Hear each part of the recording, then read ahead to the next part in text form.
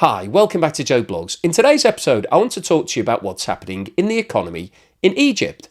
Now, if you've been following the channel, you'll know that a couple of months ago, I posted a video on Egypt talking about the fact that the economy was in crisis, but the government had agreed a deal with the IMF to give it an additional $8 billion in loans. And obviously, that's a lifeline for a country like Egypt, which is a net importer.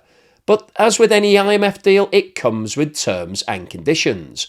And those conditions included having to move the Egyptian pound more towards a floating rate rather than the fixed managed system that the government had been operating previously, to tackle high levels of inflation, predominantly by increasing interest rates in the country, and also to reduce spending by reducing some of the subsidy schemes. And in today's video, I want to talk about the impact of an announcement that was made recently whereby the authorities have increased the price of subsidized bread by 300%, which equates to a 4 times increase. I often get lots of messages below when I talk about percentages and the multiples, and 300% increase in price equals a 4 times increase. It's going from 5 piastres to 20 piastres, but we'll go through the details of exactly what's happening with the bread later in the video. So in this video, we'll talk about why bread is so important to Egypt. It's actually a really important part of a lot of people's diets. It's one of the highest consumers of bread in the world. We'll talk about what's been happening with bread prices and have a look at what's gone on with wheat prices, because one of the biggest impacts of Russia's invasion of Ukraine was that wheat prices spiked as a result of the fact that Russia and Ukraine between them are two of the largest suppliers of wheat globally, and obviously those supplies were severely disrupted, particularly at the early stages of the war. We'll then have a look at what's going on with Egypt's balance of trade, its current account and its imports, because as I mentioned, it's a net importer, and that's one of the reasons why it's constantly under pressure in terms of its cash flow. We'll have a look at what's happening with the Egyptian pound and the IMF deal, and then finally today I'll wrap up with my summary. So what I think is likely to happen in Egypt over the course of the next 6 to 12 months. But before we get started on all of that, I'd like to say once again, thank you so much to everyone that's supporting the channel. If you bought me a coffee or sent me a YouTube super thanks, thank you, really appreciate that. And if you're a long-term supporter, either through Patreon, where you can get early access to my videos without adverts, or YouTube membership, where you'll also get early access, or buy me a coffee membership, thank you for that. Really does help to keep me going, so thanks so much for that support. Egypt is a poor country, and around 60% of the population live below the poverty line and rely upon bread as their main form of nourishment. This chart shows the countries that have the highest bread consumption per capita in the world. And as you can see right at the top of this chart is Turkey, which is a country that we've covered in significant detail over the past couple of years. There's also a poverty situation in Turkey for a lot of the population.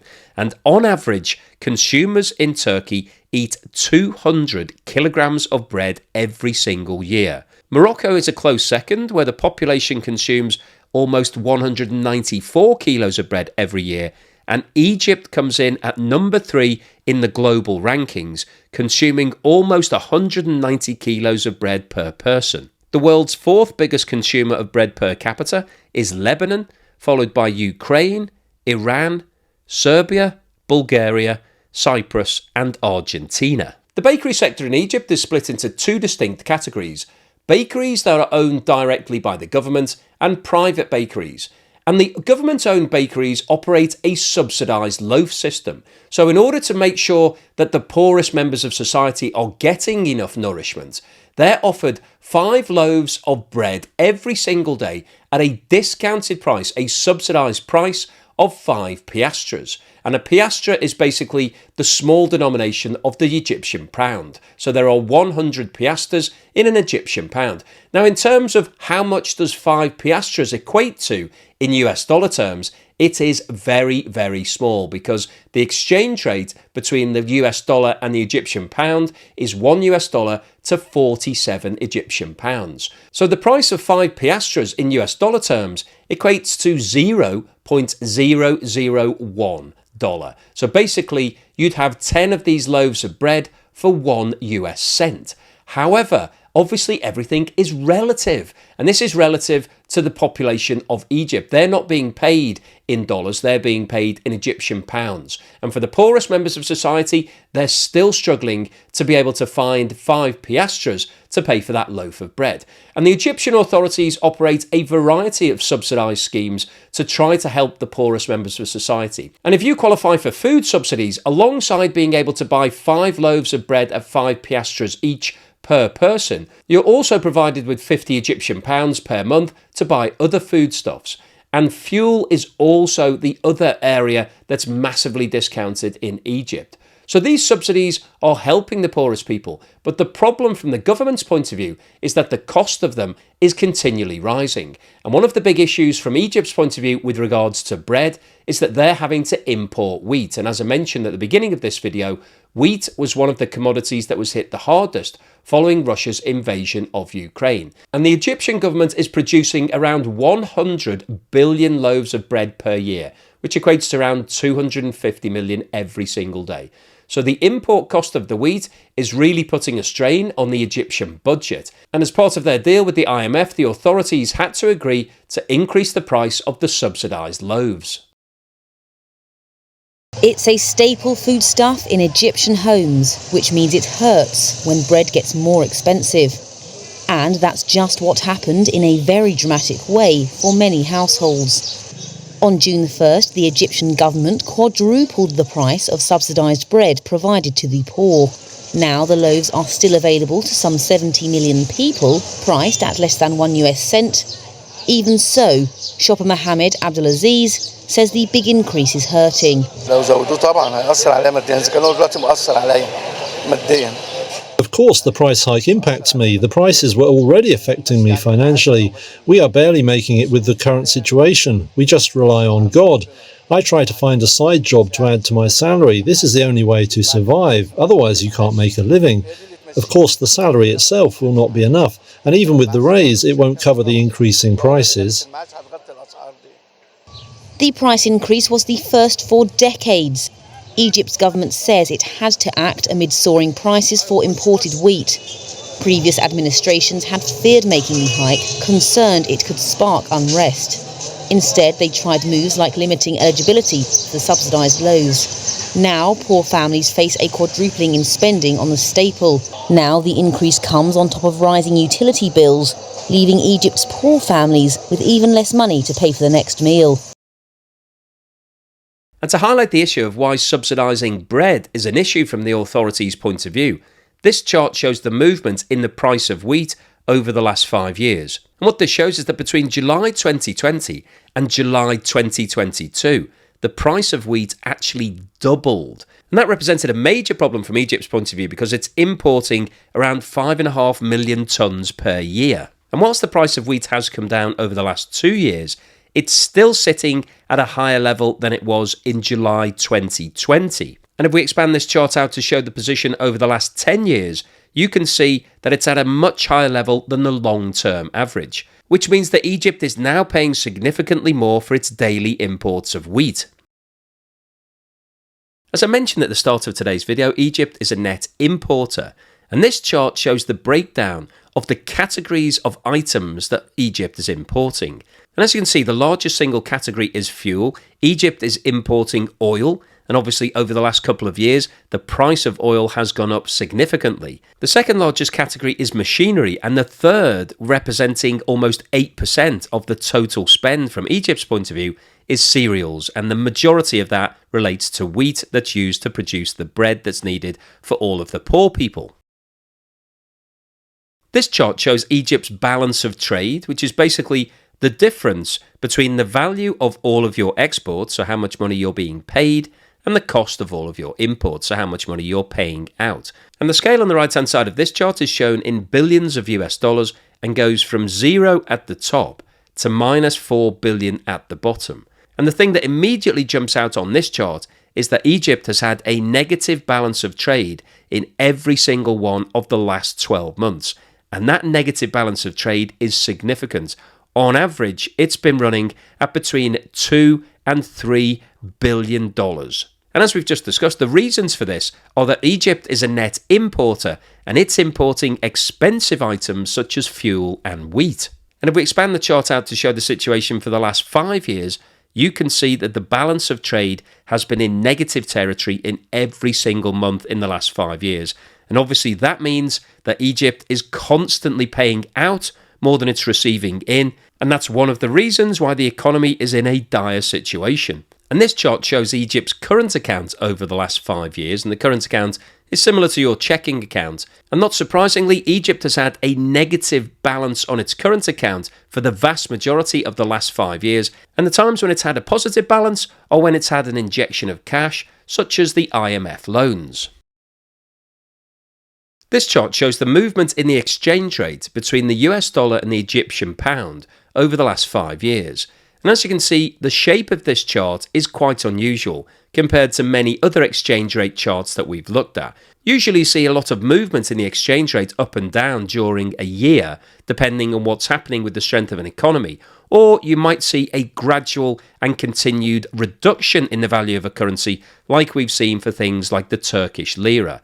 However, what we've got here is a situation where historically the Egyptian pound has been managed. So the authorities in Egypt have set a target exchange rate, and that's the rate that they've worked to.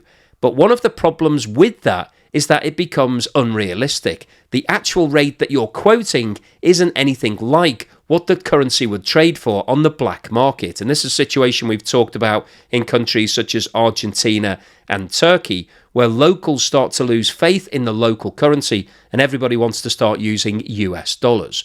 And one of the things that the IMF pointed out to the authorities recently is that in order to get the additional funding, they needed to move the exchange rate towards a free float. And as a result of that, in March 2024, the Egyptian authorities devalued the pound to the current level, which is an exchange rate of $1 to 47 Egyptian pound. Now, whilst that exchange rate is significantly different to the exchange rate of around 17 Egyptian pound to $1 5 years ago, it still doesn't truly reflect a free market float rate, but Egypt is moving in the right direction. But of course, one of the problems that you have when you devalue your currency is that it makes imports much more expensive. So if you think about a product that's selling in the international markets for $1, this time 5 years ago, that $1 product would have cost Egyptian consumers 17 Egyptian pound. Today, that same $1 product would cost those consumers almost 48 Egyptian pound. So in an example like that, you can start to see how the devaluation of your currency impacts on inflation because prices start rising for everything that you're importing. And because Egypt is importing a lot of goods, including food and fuel, which are essential to most people, that has been driving up inflation historically. This chart shows the movement in the official inflation rate in Egypt over the last 5 years. And as you can see, it has a very similar profile to what we just looked at for the exchange rate. As the exchange rate was devalued, there was a significant increase in inflation in Egypt. 5 years ago, the official rate of inflation was 9.4%. However, in 2020, it dropped down to around 5% and remained at that level till the end of 2021. However, in 2022, following Russia's invasion of Ukraine and the global increase in commodity prices, inflation started to take off and hit 21% by the end of 2022 and rose to a peak of 38% in September 2023.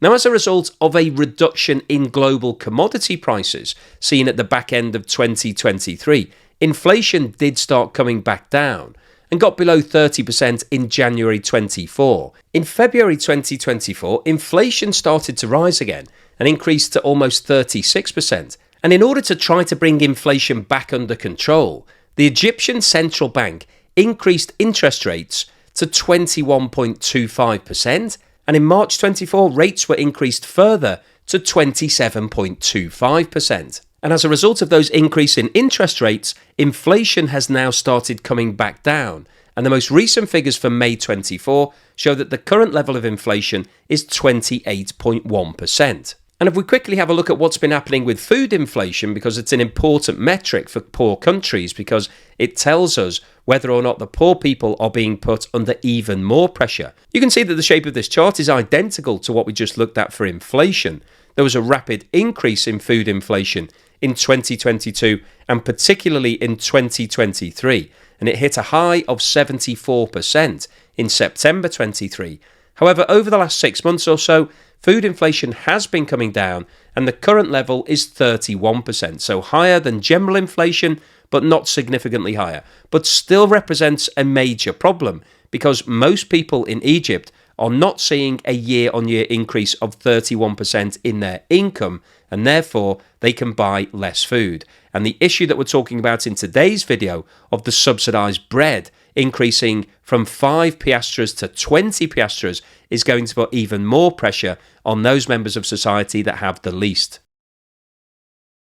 As I mentioned at the start of today's video, in March, the IMF agreed to provide a further $8 million in loans to Egypt in exchange for changing some of its monetary policies that we've talked about in today's video. And this chart shows that with that additional $8 million facility, Egypt is now the country with the second highest amount of debt out to the IMF.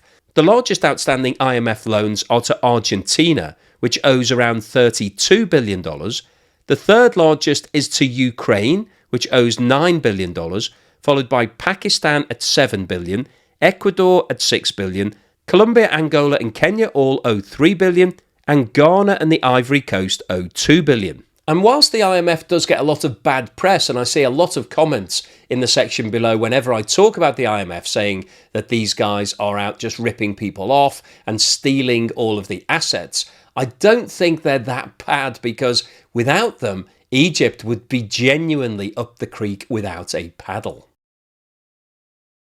So what's the summary and conclusion today? Well, I wanted to post this video because we've been following what's going on in Egypt. And when they announced that the IMF deal had been put into place, it looked like really good news. Another $8 billion of funding was coming their way, and so that meant that everybody could breathe easy. But as we've seen from today's video, the IMF loans always come with terms and conditions. They require the authorities to try to get their economy back on track, to do things that means that they're losing less money, to get them to the position where potentially they could be self-funding. Obviously, from Egypt's point of view, they're a long way from being able to self-fund because naturally they're a net importer. They don't grow enough things, they don't have enough natural resources to be able to feed their 106 million people. And so they have to import, and the cost of imports, particularly over the last couple of years, has gone up significantly, partly as a result of Russia's invasion of Ukraine and the changes to the global supply system that we've seen. And this has put a lot more pressure onto Egypt. And one of the key issues that we talked about today is the removal of the subsidies. That's what the IMF want. They want Egypt to stop subsidizing as many things as they are, to reduce the cost of that subsidization program. And they've announced as of the 1st of June that the price of the subsidised loaves that we saw earlier in the video, these small round loaves, have increased by 300% from 5 piastres to 20 piastres. And that might sound like a minuscule amount. When we're talking about it in US dollar terms, we're talking about fractions of 1 cent. So you might be thinking, well, does it really matter? Who cares whether it costs 5 or 20 of those things?